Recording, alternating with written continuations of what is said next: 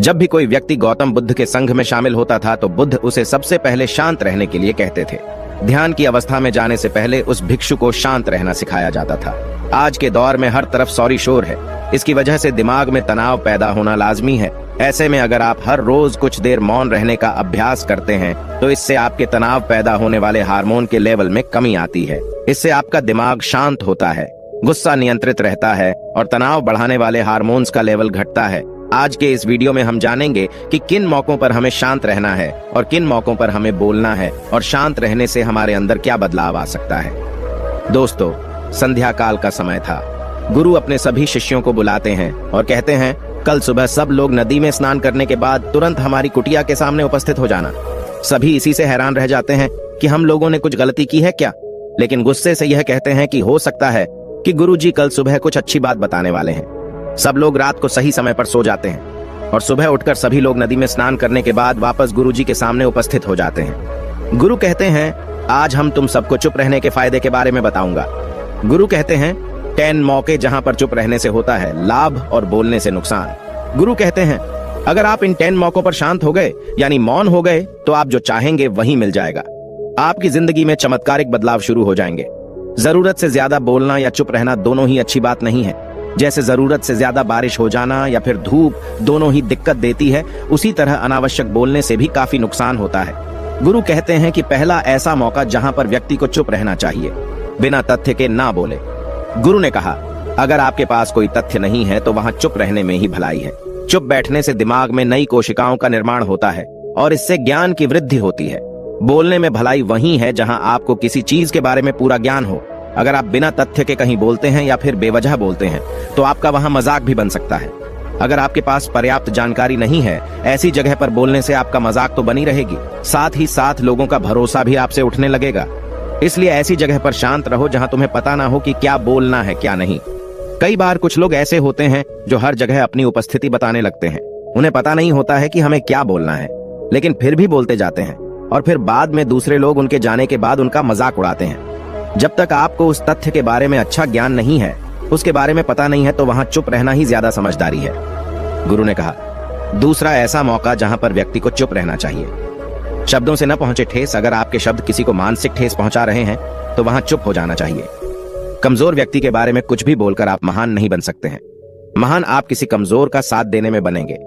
कई बार होता है कुछ लोग अपने से छोटे व्यक्ति को भला बुरा कहते रहते हैं। सामने वाला इंसान तो कद से आपसे छोटा है, वह आपको कुछ नहीं बोलेगा, लेकिन आप उसकी नजरों में गिरते चले जाएंगे। हो सकता है कि कल वह भी आपसे पद में बड़ा हो जाए। पद में आपसे जब वह बड़ा हो जाएगा तो आज जो रवैया आपका उसके साथ है, आने वाले समय में वह भी आपके साथ वही करेगा। आप किसी को नीचा दिखाकर बड़ा नहीं बन सकते हैं।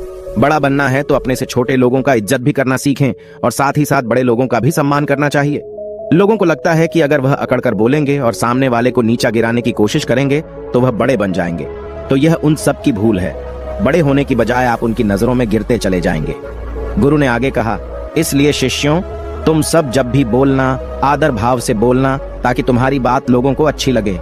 बोलने में भाई बहन, माता पिता, मित्र इत्यादि संबोधन शब्दों का इस्तेमाल जरूर करना।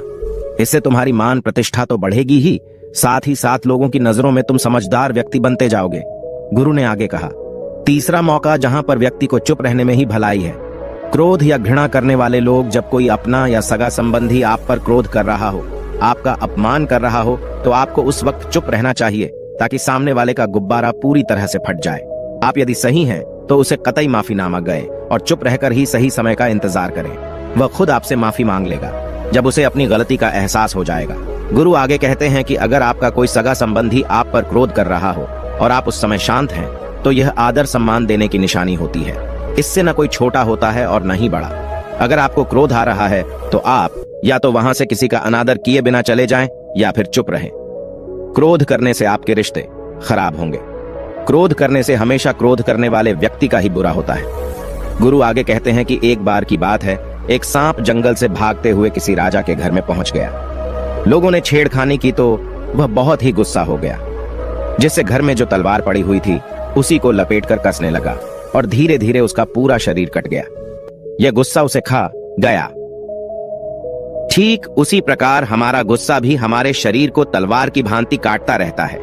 गुस्सा ध्यान से खत्म होता है प्रतिदिन। अगर आप ध्यान की मुद्रा में बैठे हैं तो आपका गुस्सा आपके नियंत्रण में रहेगा। गुरु आगे कहते हैं कि यह तरीका है कि आप प्रतिदिन ध्यान का अभ्यास करें। इससे आपके शरीर में जो हार्मोन्स गुस्से को बढ़ावा देते हैं वह सब तुम्हारे नियंत्रण में रहेंगे, जिससे शरीर गुस्से पर आसानी तुम्हारा से काबू पा लेगा। लेकिन एक तरीका यह भी है कि जब भी आपको गुस्सा आए तो आप यह समझने का प्रयास करो कि क्या मेरा गुस्सा जायज है या नहीं। हमें वहां पर बोलना चाहिए कि नहीं। जब आप खुद इस बात का आकलन लगा पाएंगे तो आपको खुद पता चल जाएगा कि हमें गुस्सा करना चाहिए या नहीं। फिर भी आपको गुस्सा आ रहा है तो आप वहां से हटने का प्रयास करें, वहां से दूर चले जाएं। धीरे धीरे समय के साथ आपका दिमाग शांत हो जाएगा। गुरु ने कहा, चौथा ऐसा मौका जहां पर इंसान को बहुत ही समझदारी के साथ काम लेना चाहिए। वहां पर आपको चुप रहना ही चाहिए जहां पर उस मुद्दे से आपका कोई संबंध ना हो। अगर आपका किसी मुद्दे से कोई संबंध ना हो तो वहां आपका चुप रहना बनता है। बिना किसी वजह अगर आप दूसरे के मुद्दे पर बोलेंगे तो यह आपके लिए अनिष्टकारी होगा। इसमें केवल और केवल आपका ही नुकसान है। जल्द ही आप किसी दो लोगों के बीच हो रहे विवाद में जल्दी अपनी टांग न डालें। अगर सामने वाला आपको बुला रहा है अपना झगड़ा शांत करवाने के लिए तो ही आप वहां पर जाएं। किसी की व्यक्तिगत जिंदगी में दखल अंदाजी नहीं देनी चाहिए जब तक कि वह व्यक्ति आपको नहीं बुलाता है। अपने झगड़े को शांत करवाने के लिए कुछ लोग फालतू में दूसरे के विवाद में कूद पड़ते हैं। इससे उनके मान सम्मान मर्यादा पर लोग उंगली उठाने लगते हैं। गुरु कहते हैं कि 10 मौकों में 5वां ऐसा मौका जहां पर व्यक्ति को बहुत ही समझदारी के साथ चुप रहना चाहिए। आपके शब्दों से किसी मित्र को हानि न पहुंचे। अगर आपके शब्द सामने वाले के परिवार या मित्रों की प्रतिष्ठा के बारे में बुरी झलक दिखा रहे हैं तो आपको चुप रहना चाहिए। किसी के परिवार या फिर मित्र के बारे में बुरा बोलने से केवल आप ही बुरे बनेंगे। जो चीज आसानी से खत्म की जा सकती है उसे अपने शब्दों से बड़ा न करें। बिना चिल्लाए बात करने का प्रयास करते रहना चाहिए। अगर आप बिना चिल्लाए कोई बात नहीं कह सकते तो आपका चुप रहने में ही भलाई है। किसी पर चिल्लाने से आपके व्यवहार के बारे में पता चलता है। ज्यादा बोलने से चीजें हमेशा खराब ही होती हैं। कई बार कुछ रिश्ते ज्यादा तेज बोलने की वजह से टूट जाते हैं। इसलिए अपनी आवाज में मीठापन लाएं। आपके शब्दों से आपके दोस्त को हानि नहीं पहुंचनी चाहिए। कभी कभी दोस्तों के जब हम मजाक हैं तो रहे कि आपके शब्दों से किसी का अनादर ना हो। मजाक को भी हमेशा शब्दों के मायने में ही रखें। जहां किसी को शब्दों से चोट लगे वहां चुप हो जाएं। ज्यादा बोलने से हमेशा नुकसान ही होता है। किसी और की प्रतिष्ठा को अपने शब्दों के माध्यम से उसे हानि नहीं पहुंचानी चाहिए। यदि आपके शब्दों से किसी और की प्रतिष्ठा को ठेस पहुंच रही है तो वहां आपको चुप हो जाना चाहिए। जब कोई व्यक्ति आपके सामने नहीं है तो आप उस व्यक्ति के बारे में बुरे शब्द किसी तीसरे व्यक्ति के सामने न बोलें। गुरु कहते हैं, छठा मौका जहां पर व्यक्ति को चुप रहना चाहिए जब कोई कर रहा हो किसी की बुराई। जब कोई आदमी आपके सामने किसी तीसरे आदमी की बुराई कर रहा हो तब तुम्हें चुप रहकर बस सुनना चाहिए। अपनी राय व्यक्त नहीं करना चाहिए, क्योंकि जो आज आपके सामने किसी तीसरे की बुराई कर रहा है वह कल किसी और के सामने आपकी बुराई भी कर सकता है। यदि आपने कुछ कहा है तो नीति शास्त्र के अनुसार जो अपने मुंह को बंद रखता है और बुद्धि से काम करता है वही इंसान समझदार होता है। बिना जरूरत के बोलना, किसी के बारे में किसी के बीच में बोलना यह गलत बात है। कभी कभी हमारे लिए बुद्धिमानी इसी में होती है कि हमें अपना मुंह ऐसी जगह पर नहीं खोलना चाहिए। गुरु आगे कहते हैं कि 10 मौकों में 7वां ऐसा मौका जहां पर व्यक्ति को चुप रहना चाहिए जब कोई नहीं समझे आपकी भावना। यदि आपको लग रहा है कि कोई व्यक्ति आपकी भावना, दुख या परेशानी को शब्दों में नहीं समझ रहा है, यदि आपको लग रहा है कि सामने वाला व्यक्ति आपकी भावना या दुख को या आपकी जो परेशानी है उसको वह समझ नहीं पा रहा है या समझने का प्रयास ही नहीं कर रहा है या वह आपको ध्यान से सुन ही नहीं पा रहा है, तो ऐसे व्यक्ति के सामने आप चुप ही रहें, क्योंकि ऐसे लोगों को आपकी भावना या दुख से कोई मतलब नहीं होता है। ऐसे लोगों को अपना राज बताकर आप पछताएंगे ही बाद में। इसलिए हर किसी को अपने मन की बात नहीं बतानी चाहिए।